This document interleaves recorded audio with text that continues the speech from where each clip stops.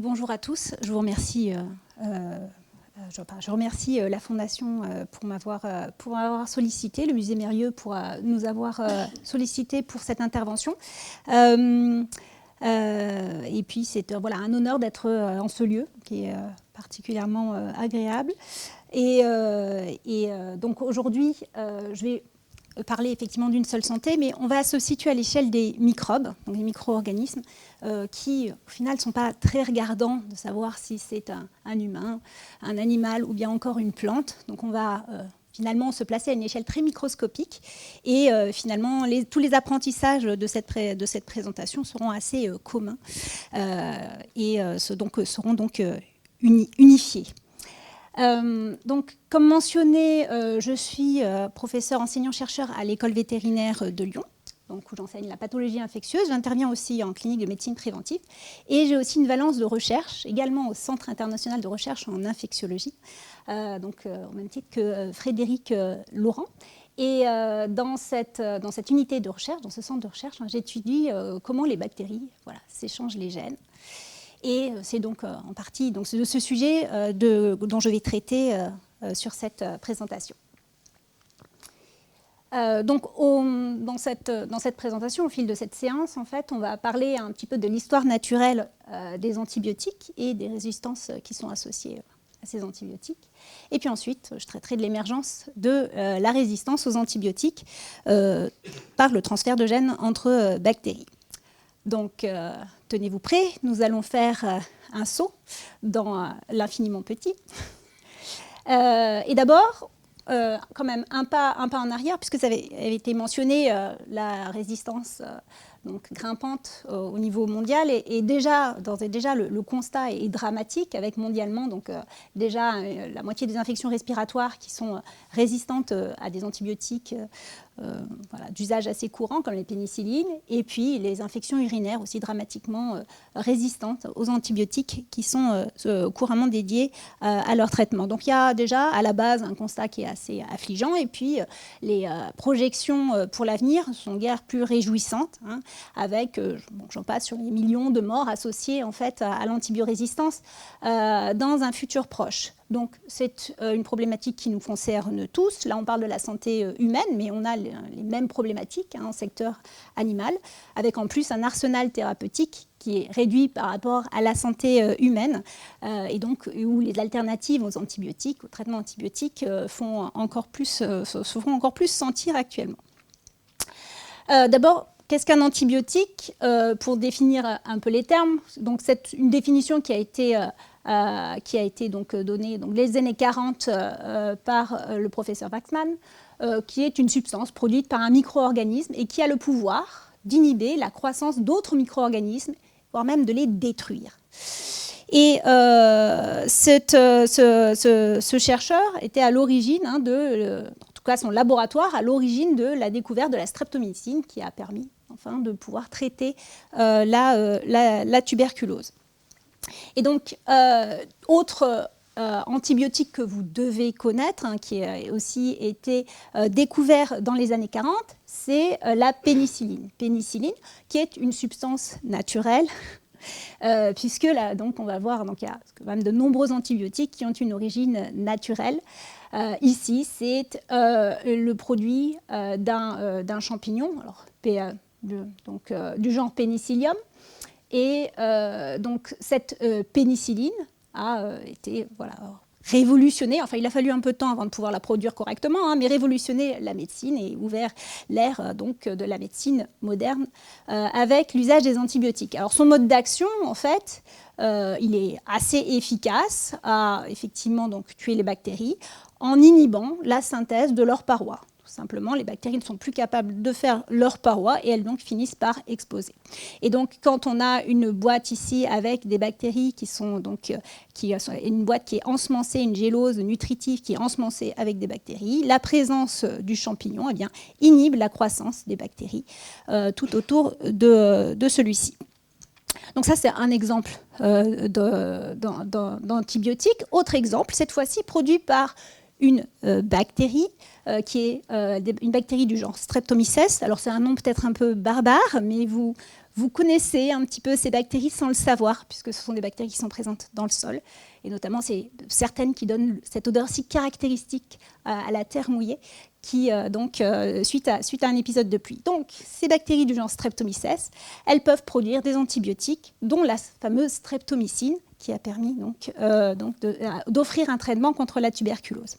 Et cette streptomycine, elle n'agit pas sur la paroi des bactéries, mais elle inhibe tout simplement la capacité des bactéries à pouvoir se développer en inhibant la synthèse des protéines, et ceci en se liant à la machinerie de production des protéines des bactéries, les ribosomes. Donc, on illustre ici, par ces deux exemples, la production par des organismes vivants, des micro-organismes, d'antibiotiques, de substances antibiotiques qui vont agir et inhiber ou tuer les bactéries. Et ces micro-organismes sont tout autour de nous. On les retrouve dans les environnements naturels.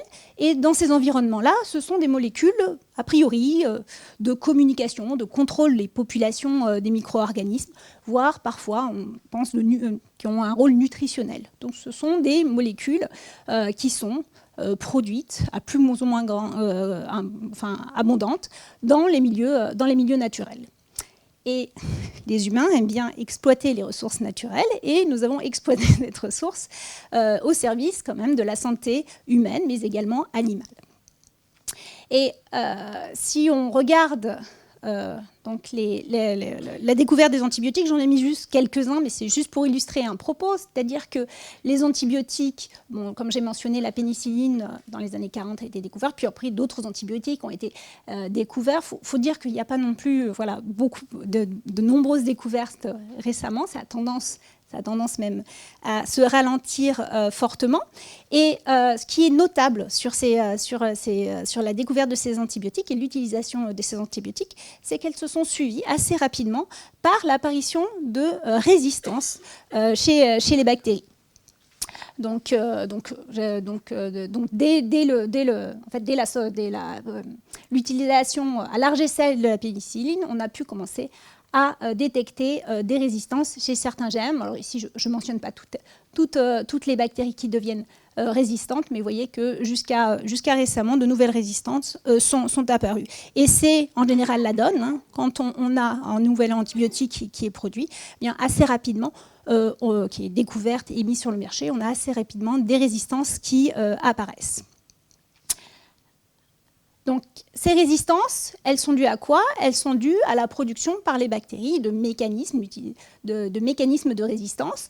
Je vais citer deux exemples par rapport aux deux antibiotiques que j'ai déjà mentionnés. D'une part, certaines bactéries, eh bien, elles vont détruire la pénicilline, hein, et ceci donc, en produisant une enzyme qui va être capable de la cliver. Et puis ensuite, certaines bactéries vont aussi muter la cible des antibiotiques, et ainsi l'antibiotique n'aura plus d'effet sur les bactéries. Donc, ce sont soit destruction, soit modification de cible, sont des mécanismes assez courants de résistance aux antibiotiques développés par les bactéries. Alors, ces résistances, elles ne viennent pas d'une part, hein, elles ne sont pas de nouveau, c'est-à-dire que assez fréquemment, une bactérie qui produit un antibiotique, ici un streptomycène qui produit une oxytétracycline, eh bien, est également porteuse du gène qui va permettre le mécanisme de la résistance. Elle se protège contre l'antibiotique qu'elle produit. Ici, donc, une protéine qui va préserver la machine de production des protéines qui sont les ribosomes. Donc, les résistances sont, elles, également naturelles, si on veut garder la même dialectique. Et les résistances sont également anciennes, puisque dans cette étude, des chercheurs sont allés carotter en fait le permafrost, et dans les colonnes du permafrost très enfoui, concomitamment avec de l'ADN de mammouth, eh bien, de l'ADN donc très ancien, ici carotté, ici retrouvé, portait des traces donc, de mécanismes de résistance aux antibiotiques, donc différents gènes qui étaient présents et qui confèrent une résistance contre des antibiotiques qui ont été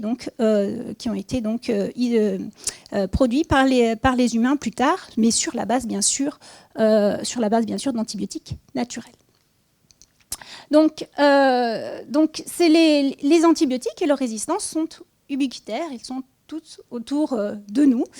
Mais il n'empêche que, par contre, si les antibiotiques et les mécanismes de résistance sont dans notre milieu environnant, notre milieu naturel, c'est un certain nombre de bactéries, un petit nombre de bactéries qui accumulent ces résistances et qui posent problème au cours des traitements. Alors, je pense que la liste est complètement illisible pour la plupart des personnes dans cette audience, mais ici, c'est ici la liste en fait, des bactéries multirésistantes et panrésistantes qui a été définie comme priorité par l'Organisation mondiale de la santé. Il y a donc 15 bactéries multirésistantes, c'est-à-dire qu'elles ont plus d'un mécanisme de résistance à des antibiotiques courants, voire panrésistantes, puisque donc panrésistantes veut dire qu'elles sont résistantes à toutes les familles d'antibiotiques connues. Donc ces bactéries posent problème et dans les traitements, puisqu'on observe donc des impasses thérapeutiques, mais ça je laisserai plus Frédéric en traiter. Donc il y a un certain nombre de bactéries sur lesquelles on fait des recherches pour savoir pourquoi elles ont si multi-résistances, et je vais donc traiter de ce sujet-là. Donc on va voir maintenant comment émerge cette résistance, cette multirésistance, et notamment par le biais de la transmission de la résistance entre bactéries. Alors avant d'aborder les mécanismes, on va s'intéresser un petit peu à la diversité de ces bactéries. Donc ici, c'est un arbre du vivant, donc un arbre phylogénétique, excusez-moi du terme. Un arbre phylogénétique, c'est tout simplement un arbre généalogique qui utilise le patrimoine génétique pour faire des distances entre des organismes vivants. Et donc, sur ce buisson du vivant, on peut donc identifier deux grandes branches. Une branche qui va correspondre aux eucaryotes, 3 grandes branches avec les archées, mais une branche qui correspond aux eucaryotes, et puis ensuite un buisson qui correspond aux bactéries. Et tout ça pour illustrer le fait que la diversité des bactéries est bien supérieure à la diversité des eucaryotes, et ce qui explique en fait ces foisonnements de gènes qui sont tout autant de ressources, de sources pour les bactéries pour évoluer. Donc au sein de ce buisson du vivant, j'ai sélectionné une bactérie qui s'appelle Escherichia coli. Je ne sais pas si ce nom de bactérie vous évoque quelque chose. C'est une bactérie qui peut être pathogène, mais pas toujours. En l'occurrence, il y a une version de la bactérie initiale, d'ailleurs, quand elle a été initialement isolée, Escherichia coli, qui est une bactérie qui se retrouve dans notre système digestif et qui n'est pas pathogène. Et cette bactérie, j'ai parlé de gènes, elle a un chromosome, un grand chromosome. La plupart des bactéries ont un seul chromosome. Et leur chromosome est très compact, avec 4000 gènes qui sont tout compactés.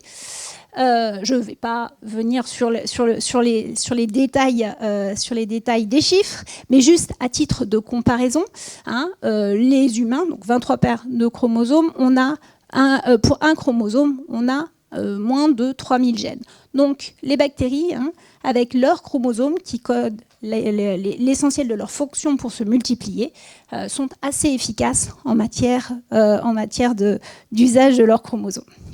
Donc cette bactérie qui est non pathogène a une cousine, donc dans l'espèce Escherichia coli, qui elle est pathogène. Donc cette bactérie est assez néfaste. C'est une bactérie qui peut entraîner des diarrhées hémorragiques et qui peut voire même détruire les reins, notamment chez les enfants, parce qu'elle produit une toxine qui peut agir à distance sur le rein des enfants. Donc c'est une bactérie qui peut être dramatique. lorsque vous développez cette infection. Et lorsqu'on regarde l'ensemble, excusez-moi, et quand on regarde en fait cette bactérie, en fait, on se rend compte qu'elle n'a pas tout à fait le même nombre de gènes. Vous remarquerez qu'elle a plus de 1000 gènes en plus par rapport à la version non pathogène. Et en effet, quand on s'intéresse à l'échelle d'une espèce bactérienne, eh bien, il y a un certain nombre de gènes qu'on appelle cœurs, qui sont essentiels aux processus fondamentaux de la bactérie. Et puis ensuite, de nombreux gènes dits accessoires qui ne sont pas retrouvés chez toutes les bactéries. Chaque bactérie va avoir son petit set de gènes accessoires. Et c'est ce qui différencie ainsi ces deux souches. C'est que chez cette bactérie-là, les gènes accessoires vont être des gènes de virulence, vont être des gènes donc, qui vont coder des toxines, des systèmes d'adhésion qui permettent à la bactérie d'adhérer intimement à la muqueuse intestinale des personnes infectées. Mais également, on va retrouver dans ces gènes accessoires, bien sûr, les gènes de résistance aux antibiotiques. Et ce n'est pas négligeable. 20% des gènes de cette espèce sont des gènes accessoires. C'est comme si vous aviez 5 chromosomes en plus, c'est pas négligeable. Et donc ces gènes dits accessoires, en fait, sont issus de transferts horizontaux de gènes. Alors transferts horizontaux de gènes, ça peut paraître un peu barbare, mais je vais vous expliquer. Ces transferts horizontal de gènes, il se fait par opposition au transfert vertical de gènes, qui est tout simplement en fait le transfert vertical, c'est-à-dire la transmission du patrimoine génétique depuis une bactérie mère à ses cellules filles au cours de la division bactérienne. Donc ce transfert horizontal s'y oppose parce que là, on a une bactérie qui va transmettre des gènes à une autre bactérie, mais qui n'a aucune relation de parenté avec cette autre bactérie. C'est une façon pour les bactéries, finalement, de rompre la monotonie de la division bactérienne et de la transmission du même patrimoine génétique en acquérissant de nouveaux gènes, dont des gènes accessoires, et ainsi permettre la reproduction sexuée des bactéries. Il y a 2 grands mécanismes que je traiterai qui sont impliqués dans ce transfert horizontal de gènes chez les bactéries, qui sont la conjugaison et la transformation. Donc, le principe est le même, hein. Il y a des petits bouts de chromosomes ou des petits bouts, en tout cas, de matériel génétique qui passent d'une bactérie à une autre bactérie. Mais les mécanismes sont légèrement différents et les implications pour les bactéries ne sont pas tout à fait les mêmes. Donc, on va commencer par parler de la conjugaison. Donc, la conjugaison bactérienne. Donc, la conjugaison, c'est le transfert de molécules, de petites molécules qu'on appelle des plasmides. Donc, les plasmides, il faut les voir un petit peu comme des petits chromosomes, mais qui sont mobiles au sein des bactéries. Donc, les plasmides, ils sont donc au même titre que le chromosome dans la cellule bactérienne. Donc, ces plasmides, ils sont assez fascinants puisqu'ils ont beaucoup moins de gènes que le chromosome et ils ont une certaine autonomie vis-à-vis du chromosome. Donc, ils ont différents modules. Un module de stabilité qui va permettre la transmission du plasmide de ce petit chromosome à la cellule fille. Et puis ensuite, bien sûr, des modules d'adaptation, donc qui vont conférer un avantage sélectif à la bactérie qui les héberge. Donc, en l'occurrence, ici, ce qui nous intéresse, c'est les gènes de résistance. Et puis ensuite, vous allez aussi avoir un module qui va permettre le transfert vertical, donc ce fameux transfert horizontal de gènes à d'autres bactéries. Et donc, ces petits plasmides, ces plasmides ne peuvent pas se répliquer de manière autonome en dehors d'une bactérie. Ils sont dépendants de la bactérie pour se multiplier. Donc le transfert vertical, il va nécessiter donc une bactérie donneuse qui porte le plasmide et une bactérie receveuse. Et pour pouvoir le transmettre, eh bien, la bactérie donneuse, grâce aux gènes qui sont présents sur le plasmide, va synthétiser ce qu'on appelle un pilus de conjugaison, qui va permettre aussi donc, le rapprochement des bactéries, et puis ensuite, transfert du plasmide, qui va donc dans la bactérie receveuse. Et dans ce cas de figure, la bactérie qui donne en fait est active. Elle va activement donner en fait ce matériel génétique. Et ce qui est terrible dans le cadre de l'antibiorésistance, c'est qu'une fois que ce plasmide est passé à une autre bactérie, eh bien la bactérie receveuse va être à son tour capable de transmettre ce plasmide à d'autres bactéries et ainsi de suite. Donc je vais juste prendre un exemple qui va voilà, illustrer le transfert dans le cadre de l'antibiorésistance. Eh bien, actuellement, en fait, il y a une épidémie de bactéries qui sont porteuses d'un gène de résistance qui est terrible parce qu'en fait, il confère une résistance aux antibiotiques de dernier recours. Eh bien, ces bactéries l'ont acquis par a priori un mécanisme de transfert de ces plasmides à partir d'une bactérie aquatique. Donc, je vous passe le nom de la bactérie, hein, bien sûr. Donc, cette bactérie aquatique avait a priori sur son chromosome, en fait, un gène qui confère une résistance naturelle. Et puis, ce gène, grâce à des éléments sauteurs, est allé sur un plasmide qui a été transmis par conjugaison aux bactéries pathogènes pour l'homme. Donc, est responsable donc, de cette épidémie qui est actuellement en cours à partir d'une bactérie aquatique. Donc, j'ai mentionné donc, la conjugaison, ce transfert de petites molécules d'une bactérie à une autre. Là, maintenant, je vais parler de la transformation, qui est l'autre grand mécanisme de transfert de la résistance. Donc, dans ce cas-là, c'est de l'ADN libre, de l'ADN qui flotte dans le milieu extérieur, qui va être capté par une bactérie. Et donc, la bactérie, voilà, à l'aide donc d'un pilus, en fait, va attraper, je ne sais pas si vous avez vu, en fait, va attraper, donc ici le pilus en vert, et va attraper cet ADN en rouge pour ensuite l'importer dans la cellule. Donc, dans ce processus, la bactérie, cette fois-ci, elle est active. Elle va rechercher cet ADN. Et elle va aussi produire toute une machinerie en plus du pilus. Elle va produire toute une tripotée de protéines qui vont permettre la recombinaison du gène importé dans son chromosome et ainsi stablement conserver le gène qui a été importé. À nouveau, pour l'illustrer dans le cadre de la résistance aux antibiotiques, ce mécanisme est assez terrible puisqu'il permet à certaines bactéries d'attraper en fait de l'ADN qui peuvent contenir des larges îlots de multirésistance. Et ces îlots de multirésistance vont conférer une résistance jusqu'à 45 gènes. Elle va acquérir la résistance à 45 antibiotiques en un seul événement de transformation. Donc à nouveau, une illustration de la puissance des transferts horizontaux de gènes dans l'acquisition de la résistance par les bactéries. Donc, pour conclure sur ces deux mécanismes, on a donc à chaque fois du transfert du support de la résistance aux antibiotiques, depuis une bactérie donneuse à une bactérie receveuse. Et dans un cas, en fait, on va avoir une bactérie donneuse qui va être active pour transmettre son ADN. Et dans un autre cas, ce sera la bactérie receveuse qui va activement, en fait, récupérer l'ADN dans son milieu extérieur. Donc en conclusion, pour conclure sur cette présentation, donc je vous ai mentionné l'histoire naturelle des antibiotiques et leur résistance. Donc c'est une histoire ancienne, mais qui est accélérée par les humains, par l'utilisation des antibiotiques, notamment de manière prophylactique, en tout cas non contrôlée, et que chez les bactéries, le moteur de la transmission de la résistance, ce sont ces transferts horizontaux de gènes qui apparaissent dans le milieu extérieur, mais également en milieu clinique.